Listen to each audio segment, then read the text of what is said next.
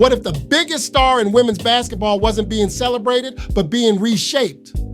What's up, y'all? It's Cory Gray, and welcome to The Gray Way, the only place where we react with logic, lead with clarity, and never run from the hard questions. This is not about agreeing or disagreeing. It's about exploring what's being said so we can think for ourselves. If you're about truth with edge, faith with fire, and questions that punch, hit that subscribe button and join the Gray Way movement. Today, we're reacting to 2 clips from Jason Whitlock's show, Fearless. And let me say this clearly. Full credit and all respect to Jason Whitlock and the Fearless team.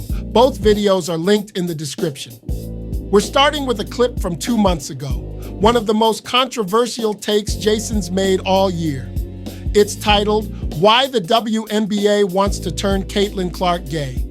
Let's watch the full segment, uninterrupted. Then I'll be back. Here's the most interesting thing that I think Sophie said that many people did not pick up on yesterday. She was asked, or she commented about Caitlin Clark's status and saying it was day to day. I think there's something to be read into these comments. Let's play that clip.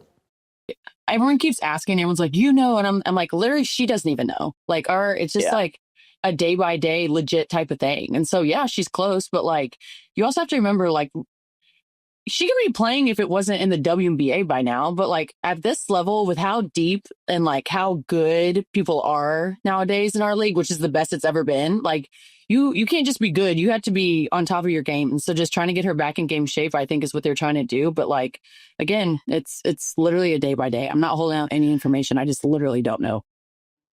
Caitlin Clark and someone in her camp, father, mother, agent, somebody in her camp is like, hey, the way the WNBA is treating you makes no sense. The way Nike is treating you makes no sense. And so she's got a circle around her, her agent, some woman that she works closely with. It's like, hey, you and the Indiana Fever aren't really on the same page. You and the WNBA aren't really on the same page. We have seen what the NBA, when Magic and Larry came into the league, from David Stern to all the owners, they went into a partnership of, hey, how can we milk Magic, Larry, and grow the league? And then they learned from that, and when they were presented Michael Jordan, they took it even to another level of like, how can we milk this? Hey, you know what? All this hand checking and all this, we got to start adjusting rules to give Michael more freedom. We can't let these Jordan rules exist. This is a rocket ship that can take us to the moon.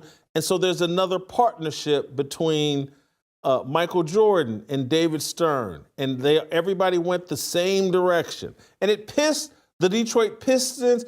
My buddy, Isaiah Thomas, pissed them off. Everybody in the league could see like, hey man, they're favoring Michael Jordan, and David Stern, and then blocked out all the noises because, man, it's going to lead us all to a big bag of money and more relevance and traction, and they did it. The WNBA has made it clear, and the Indiana Fever, to me, have made it clear, hey, we're not in this all together. Caitlin Clark has her team of people. We have our team of people. And we're in a knockdown, drag-out war. We're going to break Caitlin Clark. And I think it's because, again, when you've gone 30 years and making money has never mattered, well, don't expect in year 31 or year 30 that money is going to matter now. No, this is about a message we're trying to send out. And here I go. I got my tinfoil hat on, but it's just what I think. And to a lot of people, I won't sound crazy.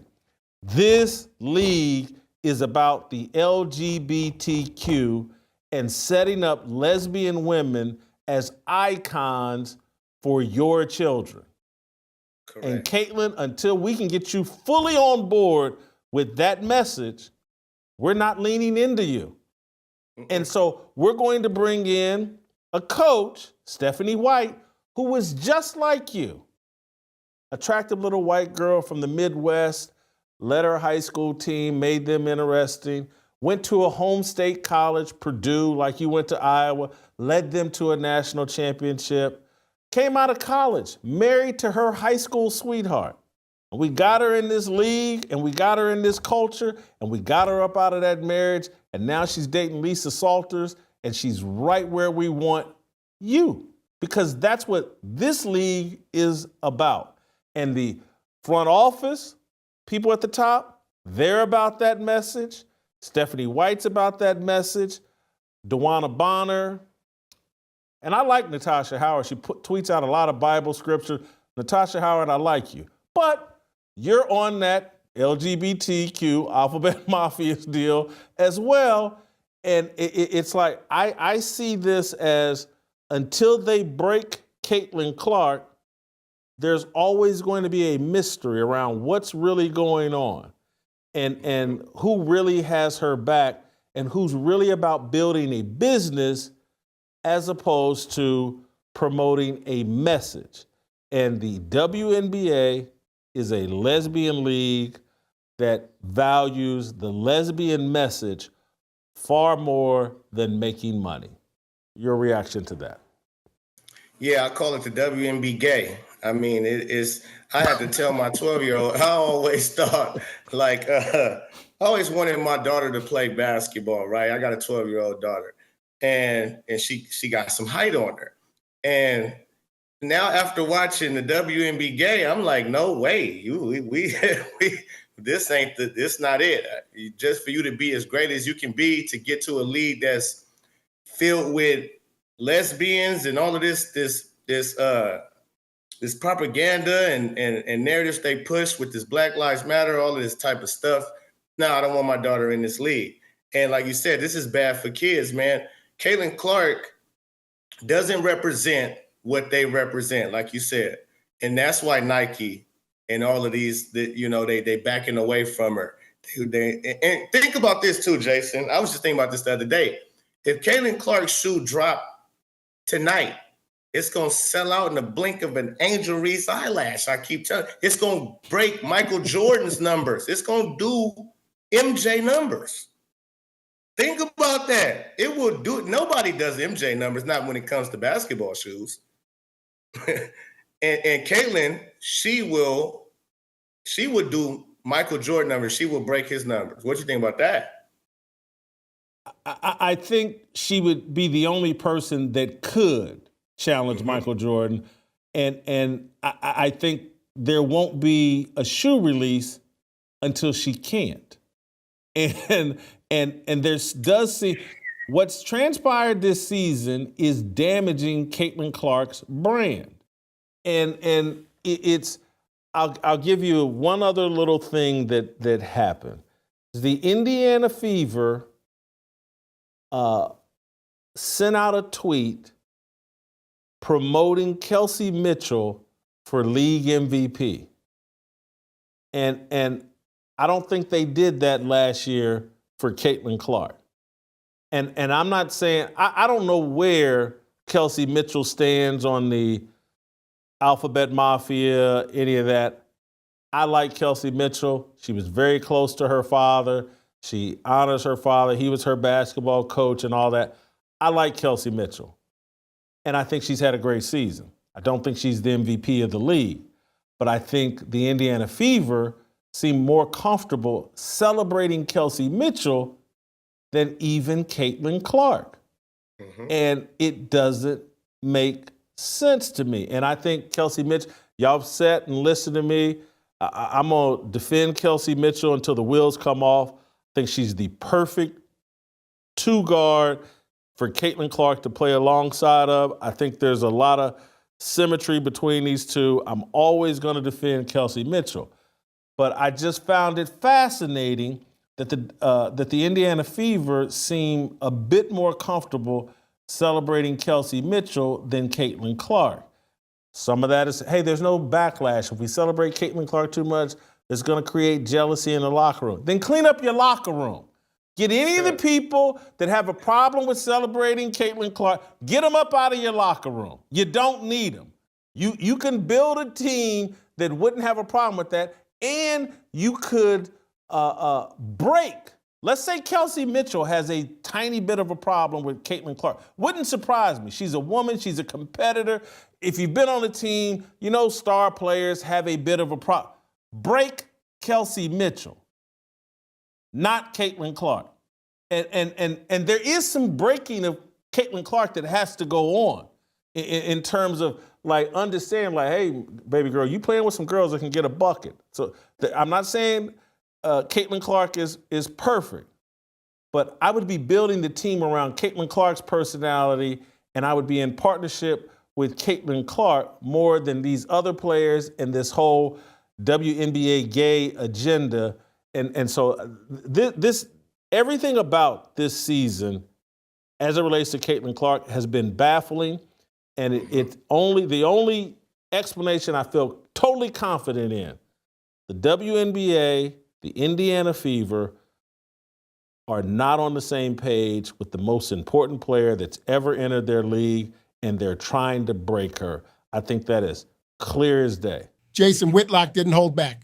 He's not just talking about basketball. He's talking about the culture, the agenda, and the business decisions behind how the WNBA handles its biggest new star, Caitlin Clark. He suggests the league isn't celebrating Clark the way the NBA once leaned into Magic Johnson, Larry Bird, or Michael Jordan. Instead, he says the WNBA and Indiana Fever are not in sync with her and may even be trying to break her. He ties this to deeper cultural messaging, implying that the league prioritizes ideological alignment over revenue opportunity, specifically that Caitlin Clark doesn't fit the LGBTQ dominant branding Jason claims the league promotes. And again, whether you agree or not, these are Jason's thoughts. I'm just presenting what he said clearly and completely. But now we fast forward 2 months later. Jason drops a follow-up video, this time reacting to a podcast moment that might be even more loaded. This second video is called, Did Aaliyah Boston and Sid Colson Out Caitlin Clark? Jason dives into a recent podcast moment with Candace Parker, Aaliyah Boston, and Sid Colson. And he believes it may have been a subtle attempt to out Caitlin Clark or challenge her identity publicly. Let's roll the clip. Then I'll be back with our final commentary. Buckle up for this as the WNBA turns. Sydney Colson and Aaliyah Boston were involved in a conversation with Candace Parker. It's Aaliyah Boston and Candace Parker's podcast. And if you listen close to what they're saying, they're talking about gay players versus straight players and who dominates the WNBA. And they left Caitlin Clark out of this conversation in a way that insinuates that she's gay. Maybe it was accidental, but I don't believe you can make this kind of an accidental mistake, particularly when there's two Indiana Fever players that, and Caitlin Clark and Aaliyah Boston are really close. I don't know what the deal with Sydney Colson was. She was there for a little bit this season, but let's play the clip. Okay. Next question. This is from @XXX_I'm dope. Someone said we should have a gays versus straight all-star. Who are you drafting? Wait, gays who are out? Or what y'all... out gays or Yeah, just everybody? no. Let's Or keep who it out? as the Okay. out gays before you start. Got it. Yeah. Yeah, I'm not gonna out. I'm not gonna You're out talking nobody. about people catching strays. Please, I beg. Yeah. I mean, well, we've got most of the league. I mean, y'all That's what I'm can saying. see who you. It's like the We dream got- team. It's like the see dream who you team can- versus. I don't know who y'all are choosing, Those baby. I are can actually think of not like even 4. funny.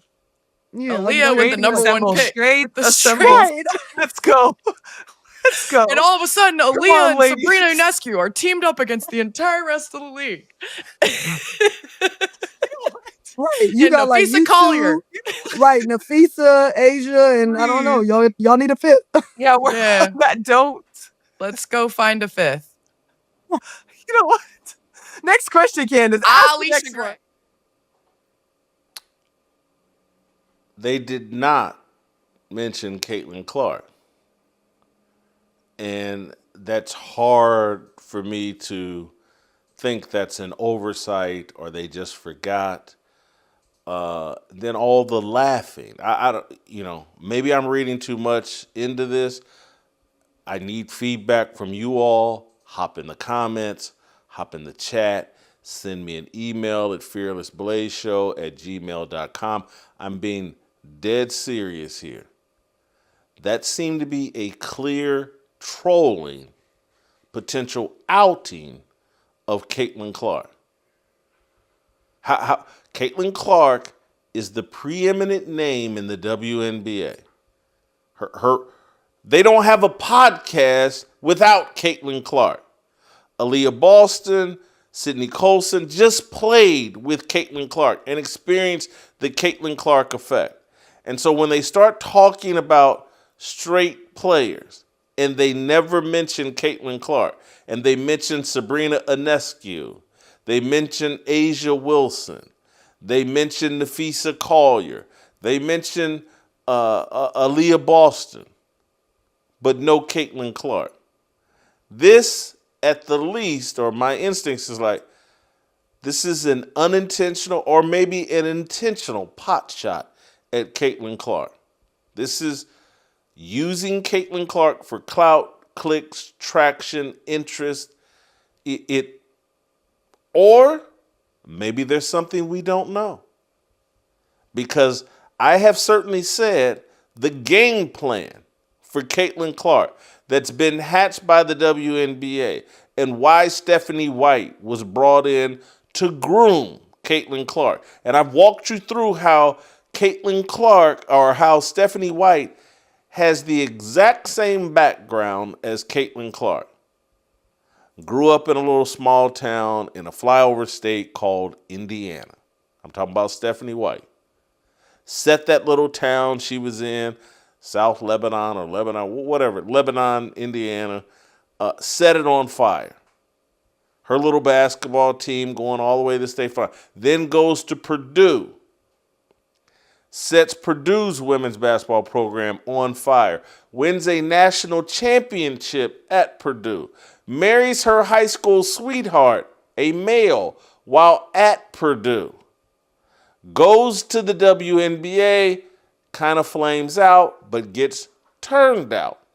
Drops her boyfriend or drops her husband and goes gay. This is what I've said has been the game plan for Caitlin Clark. I'm rooting for Caitlin Clark. I've been protective of Caitlin Clark while occasionally being critical of some of her behavior. But they've had a plan, in my view, for they want to strip Caitlin Clark of her Christian values. They want to strip Caitlin Clark of her heterosexuality.